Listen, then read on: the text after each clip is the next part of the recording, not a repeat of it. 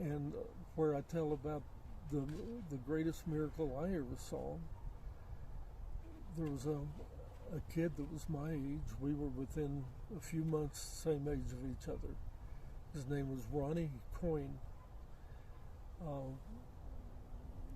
If you have access to some old Voice of Healing magazines, they dedicated one full magazine of the Voice of Healing to Ronnie Coyne's story about being healed. And when he was a kid, he was playing with a piece of wire and gouged one of his eyes out.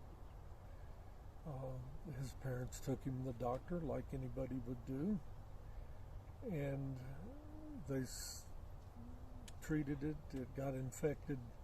The doctors told his parents that if they didn't take that eyeball out that was damaged, that the infection in it was going to get in the other eye and he would be totally blind for the rest of his life. So they took it out, fitted him with a prosthesis. Is that how you pronounce it? Yeah.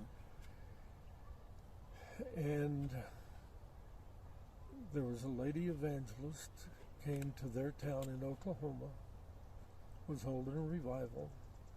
Ronnie was about 6 or 7 at the time, never been saved, and his mother took him to the revival, and he got saved. And a few days later, they're back at the revival, and the lady asked if anybody had anything that they wanted her to pray for, to please come forward and she'd pray for him. He went because he had a cold, and he wanted her to pray. He had accepted this blindness as that was his life for the rest of his life. Mm-hmm. He never even thought about having her pray to get his eyesight back. Mm-hmm. What he thought of is, I've got this horrible cold, I want her to pray for me. She prayed for him, and then she looked at him and she said, "Son, is something wrong with one of your eyes? It doesn't look like the other one." And he just said, "Yes, I can't see out of that eye, I'm blind in that eye." And she said, "Well, God could heal that. Would you like for God to heal that?" And he said, "Yes." She prayed for him.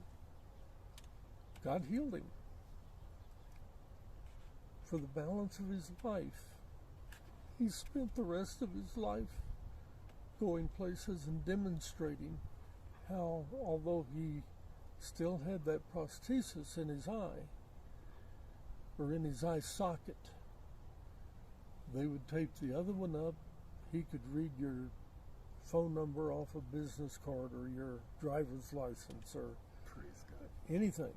And for many, many years, he would come to our meetings for one weekend.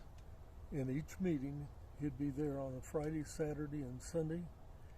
And he and I were just best buddies. We ran around together. We did all the things that 8, 9, 10-year-old kids do, mostly chase 8, 9, 10-year-old girls.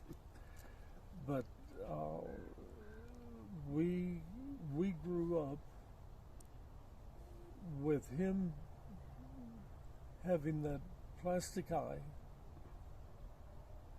and being able to see. We would go sit in a diner, and he would take it out, put it in a glass of water, fill the water clear full, put a napkin or something over it, turn it over on the counter, and then pull that out from underneath it, and that glass of water would sit there with his eyeball in the bottom of it, and he'd tell the waitress, "My eye got under that water, can you get it out for me?" They'd pick it up and water would run everywhere.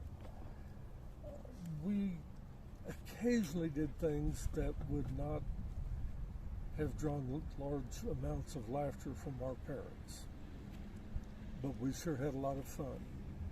But to me, that was the single greatest miracle I, to this day, have ever seen, short of salvation. Because it was, if somebody has a bad heart and God heals them. You can see that they look better. You can see that they're alive and well, but you can't look in there and see that heart get changed and fixed. That eye, all of my years growing up, I could see it every time I was with him. And when they would be in our meeting, he and I were together doing something. And it was something that nobody could look at it and say, that's not real.